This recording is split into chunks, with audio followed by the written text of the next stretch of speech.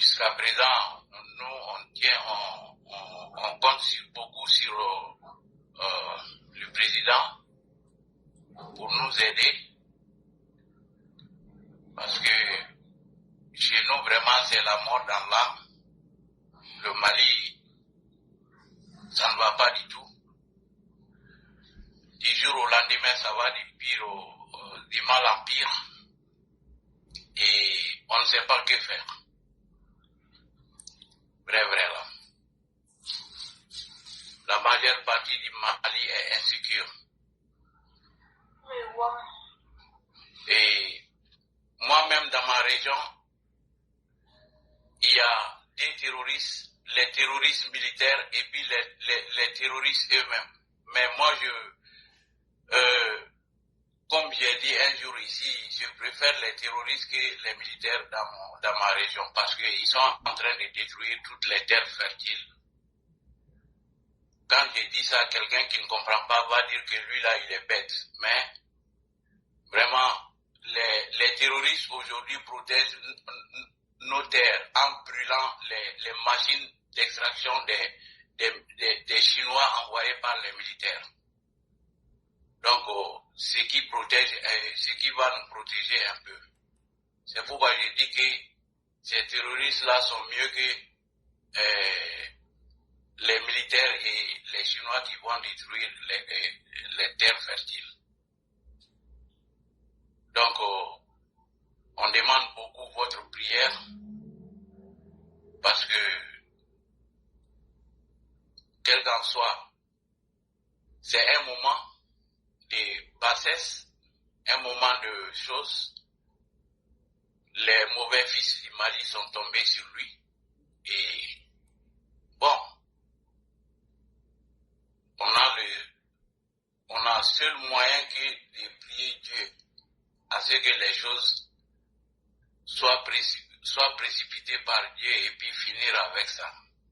C'est ça seulement que la population du Mali a. Et dans certains villages aujourd'hui au Mali, s'il y a mort d'homme, il n'y a pas d'homme pour enterrer le mort. Parce que tous les hommes ont fui ou bien ont été tués. C'est seulement les vieilles personnes, les femmes veuves et puis les enfants. Bon, il y a des réalités qu'on ne montre pas et qu'on ne peut pas montrer, mais qui existent en réalité et qui rongent ce peuple. Bon, ce qui est sûr, on est toujours adossé à cette prière. Parce que Dieu a dit que quand ça ne va pas, il faut prier. Donc, c'est ça qu'on fait maintenant.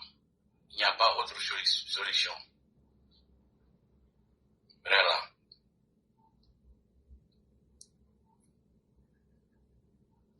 Wow.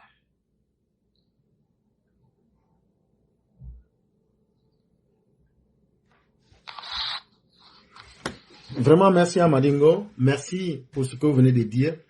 Et vous savez que tout dernièrement, le représentant de l'Union africaine était en Côte d'Ivoire. C'était exactement le 13 juin 2025. Et ce que Madingo a train de dire, c'est la même chose qu'il a dit. Il dit que la Côte d'Ivoire aujourd'hui demeure l'élément qui stabilise l'Afrique de l'Ouest. On ne peut pas se permettre de déstabiliser encore pour compliquer davantage la situation dans les autres pays. Et si l'Union africaine est consciente aujourd'hui des efforts que le président Ouattara a menés pour la paix dans son pays et à l'extérieur, cela devient déjà une obligation pour lui de continuer. Et c'est pourquoi moi je suis convaincu. Vous savez, le discours diplomatique ou politique, il n'explique pas simplement les choses. Ça veut donc dire que l'Afrique de l'Ouest même a encore besoin du président Ouattara dans son rôle de président. Et ça, pour ceux qui comprennent cela, je crois qu'il ne faut pas regarder les 5 ans qu'Assimi s'est donné avec tout le malheur qu'il crée aujourd'hui pour mettre sur la population. Mais cette génération-là, elle va disparaître comme elle est venue. Ce n'est qu'une question de temps parce que personne ne peut résister à la souffrance. Parce que la souffrance, c'est ce qui va te détruire. Si tu ne la détruis pas, c'est elle qui te détruit. Mais finalement, là, mieux vaut en même temps l'affronter.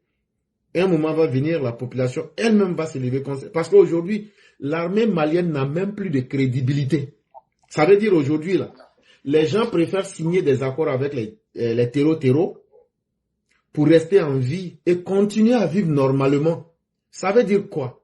Ça veut dire que les FAMA, l'armée régulière du Mali, n'est plus une armée qui est là pour protéger les Maliens, n'est plus une armée crédible. Et ça, nous l'avions remarqué en Côte d'Ivoire, quand il y avait la guerre civile. Quand tu étais du côté CNO, c'est-à-dire zone centre, nord et ouest, ta vie était sécurisée parce que les rebelles, soit dit-on, étaient ceux-là qui protégeaient les gens.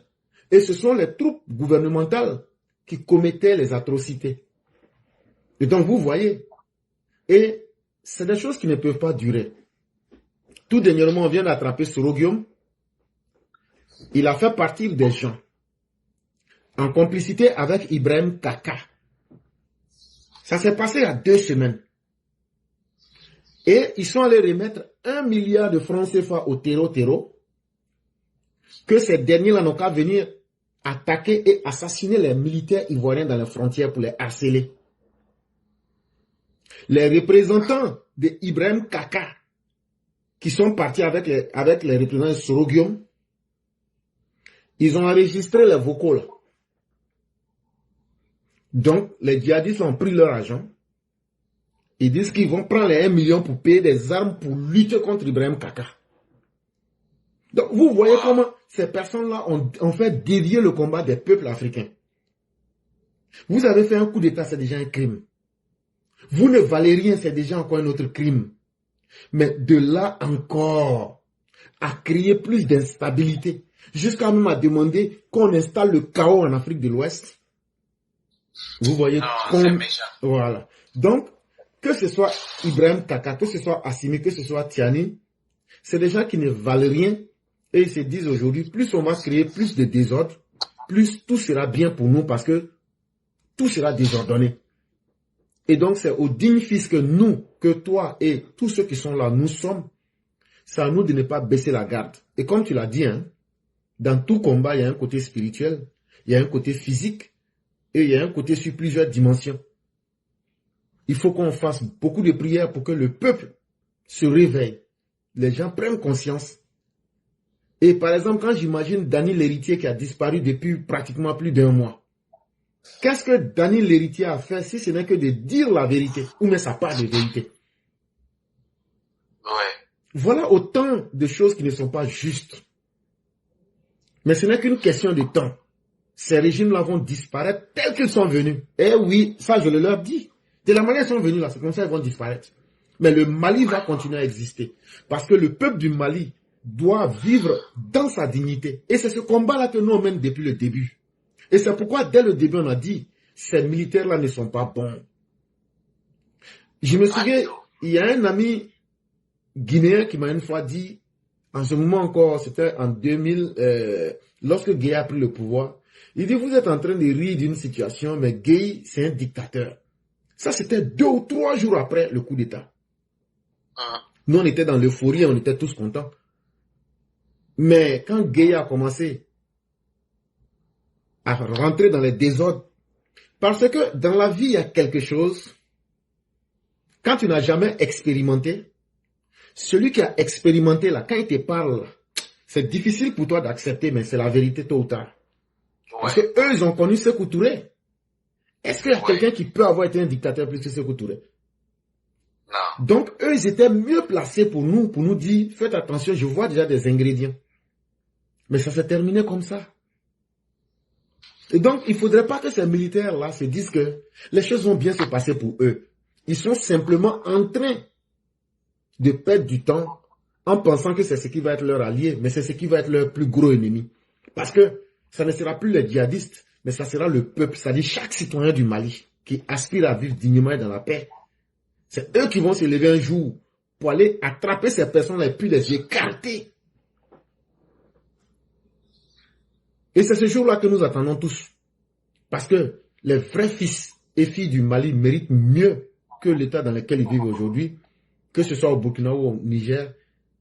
On ne peut pas accepter que des gens prennent le pouvoir parce qu'eux, ils étaient les plus violents en ce moment. Et puis humilier le peuple. À un moment, le peuple va prendre ses responsabilités. Et ça, il le faut. Vraiment, merci beaucoup de cette belle intervention. Je crois que ça clarifie tout. Hein? Et vraiment, merci beaucoup. Merci, professeur. Et surtout, on va vous souhaiter aussi une excellente santé. Et que Dieu nous donne tous la santé. Parce qu'on en a tous besoin. Et mais aussi, surtout, qu'il mette sa grâce sur chacun de nous et nos familles. Merci beaucoup. Je vous en prie. Ok.